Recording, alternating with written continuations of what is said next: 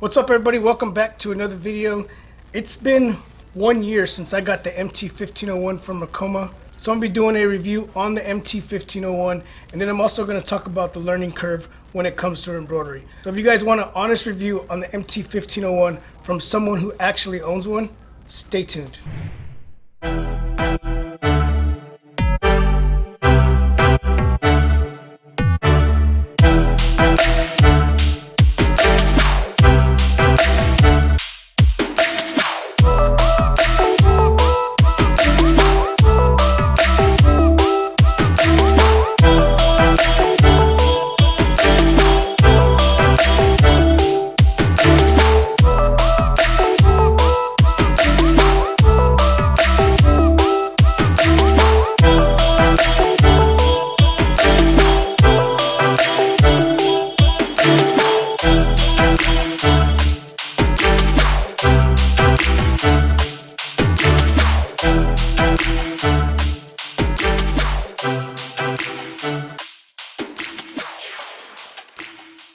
So I just want to put this out there before we get this video started. Everybody has their own opinions and everybody has their own experiences when it comes to doing embroidery, whether you're using the MT-1501, a Tajima, a Brother. I don't even know what other machines are out there. Everybody's gonna have their own experience, everybody's gonna have their own opinions, right? This video, my personal experience, my personal opinions, right? Right, so the first thing I'm gonna talk about is digitizing, right? Without a digitized file, this machine is useless, right? You can't use an SVG file, you can't use a PNG file or Photoshop PSD file, right? You have to have a digitized file, which is called a DST file. So whenever you buy the MT-1501, and I believe any of the other machines that Ricoma carries, it comes with Chroma Inspire, right, which is their lowest tier, but it's still, you can still do the basics with that, right? Whenever I got this machine, I did get Chroma Lux, which is the highest tier that they have for digitizing, right? I personally have not had time to learn Chroma Lux, and it's something that I plan on doing hopefully this year, right? But like I said, I haven't had time to use it, so what I usually do is I take whatever image a customer sends me and I send it to a digitizer who digitizes it for me and then sends me back the file. So with that being said, those of you that follow me either here on YouTube or on Instagram, know that I put out some pretty good work. You know what I mean? I do some pretty good stuff, and I give a lot of credit to my digitizer. So if you guys need any digitizing done, go down below. There's a link to a guy named Aram. He does all my digitizing and he does a really good job. So for me, digitizing has been one of the factors that has been the hardest thing to learn right now, because I don't have a lot of time to get in there and learn it, right? But if you have the program and you have the time to get in there and learn digitizing, by all means, get in there, save yourself some money when it comes to digitizing, and do it yourself. All right, so the next thing is running the thread and tension, right? So if you don't run the thread right, you're not gonna be able to embroider right. So the first thing you're gonna do is you're gonna run your thread through the top tension knob. And then once you get it through the top tension knob, you're gonna run it through a slinky looking straw.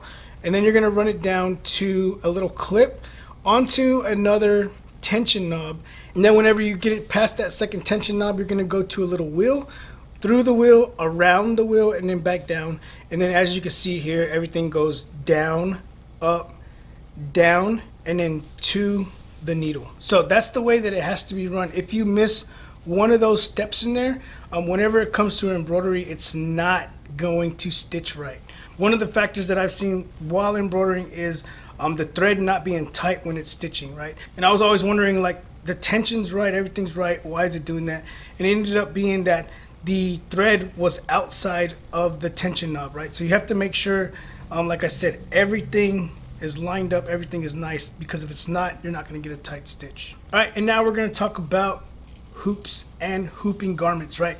When it comes to these right here, I've always told people these will get the job done. Whenever you get this machine or any of the machines from Ricoma, you also get a whole bunch of these right here to go along with your machine. One thing I don't like about these is whenever it comes to using these and placing it onto the garment, it's a lot of guessing, right?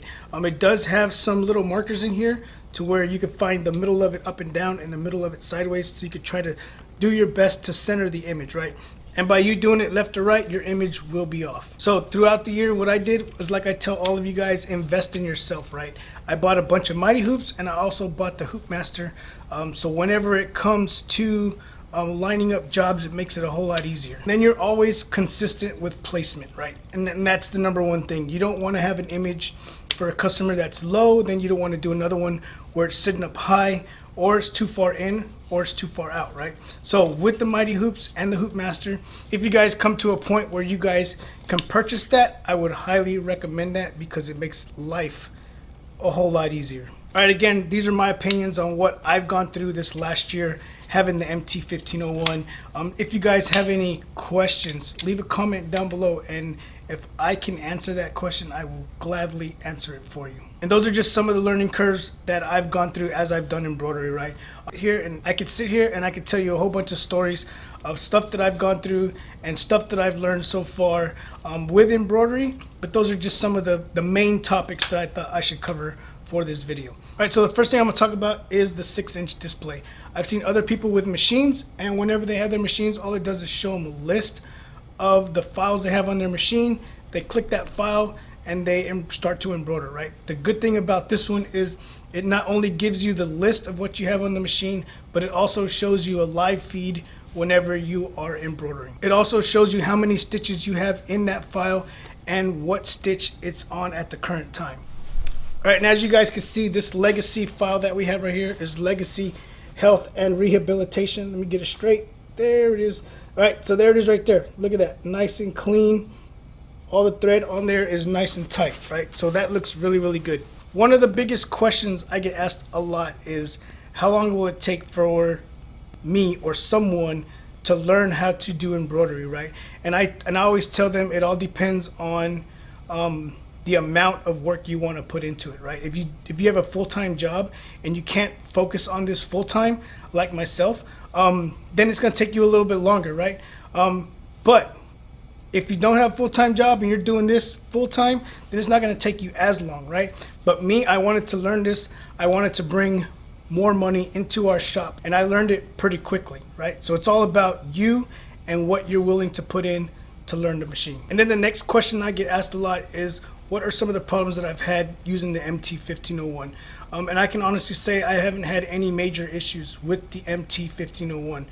Anything that I've had problems with is usually user error, right? You are gonna have thread breaks, you're gonna have needle breaks. That's the nature of the beast. You'll be doing embroidery on caps. Every cap is gonna be running good. You'll get to that one cap that just is annoying, and every needle is gonna break, and you just have to give it up and move on to the next hat. I've had it happen before. And then you're gonna be stitching flats. When I say flats, is like t-shirts like this, anything that is flat. And you could be running 20-30 shirts at a time, and then all of a sudden, out of nowhere, you just have a needle break. Things happen, right? And for anybody to tell you that they haven't had any of those issues with any machine, doesn't have to be the Ricoma machines, it could be any of them, they're full of it. Just know, any machine that you're gonna use, you're gonna run into some type of issue. You guys know I'm transparent, I don't hide anything from you guys.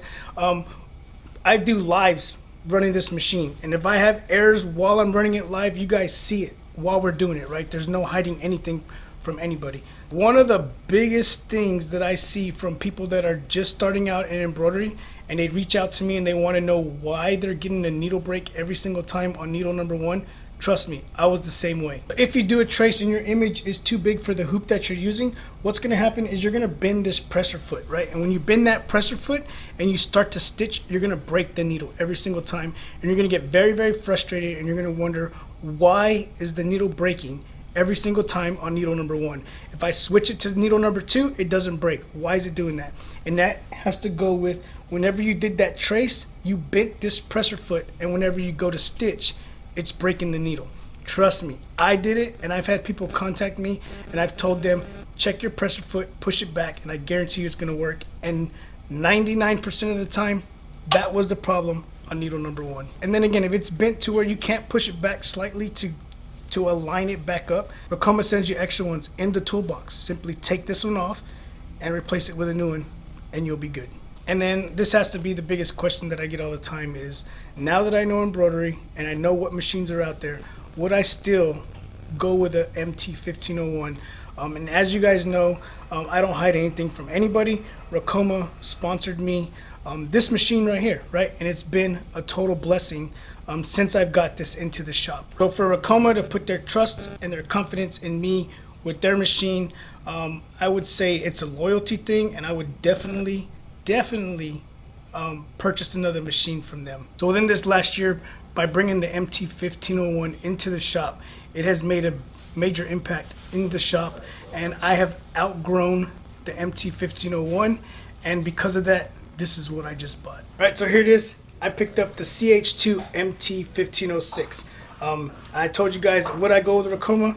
Obviously I did. If you guys remember in November when they were having that Black November deals, and a lot of you guys used that link down below, well, I also used it, and I picked this one up right here. So it's been a real game changer since I brought embroidery into the shop. And now being so backed up in embroidery, now we're gonna be able to do 6 at a time over here and still do the 1s and 2s with the MT-1501. And now with the 6 head, it's gonna help speed up the process for all these super big orders that I'm having, and not having to do, you guys have seen it, 1 hat at a time when I'm getting an order of 50 hats, 60 hats, 100 pieces, and I'm doing them 1 at a time, right?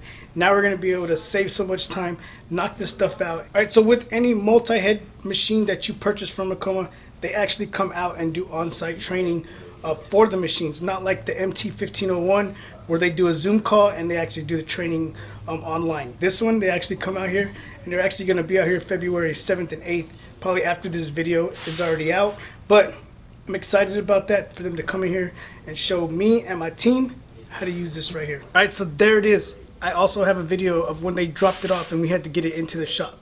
Pain in the butt, right? But I have a video on that, and it'll show you the process if you're looking to get one of these right here, and how you have to get it in your shop if you have a standard door like I have. All right, so that's it. Those are my opinions on the learning curve.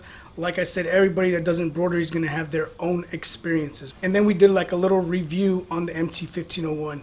The biggest question that I usually get, like I was telling you, is would I go with another one? And as you can see right here, to speed up the process, I went ahead and picked up the 6 head. So I'm excited to get this thing going, because it's been sitting here for about 2 weeks, and now I'm excited to get this thing going so we could pop out all these jobs that we got to be doing.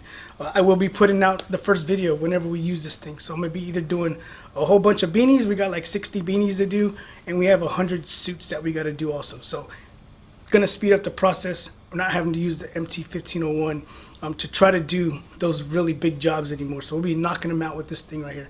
All right, so remember, like I tell you guys all the time, if you guys are interested in picking up the MT-1501 or any of the single head embroidery machines that Ricoma carries, or you've outgrown it and you need to pick up something bigger, go down below. There's a link down there, and by you clicking that link, it's gonna save you up to $250. So last, I wanna say thank you to everybody who has joined me in this process the last 4 years, right?